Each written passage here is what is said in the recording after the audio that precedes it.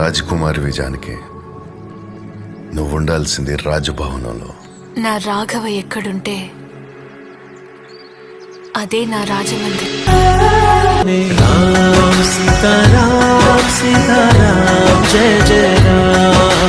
రామ్ సీతారాం సీతారాం జయ జయ రామ్. రామ్ సీతారాం సీతారాం జయ జయ రామ్. రామ్ సీతారాం సీతారాం జయ జయ రామ్. జానకి రాఘవది, ఎప్పటికీ ఈ జానకి రాఘవదే. నా రాఘవ ఎవరో ఆయన్నే అడిగి తెలుసుకో నన్ను తీసుకువెళ్ళినప్పుడు.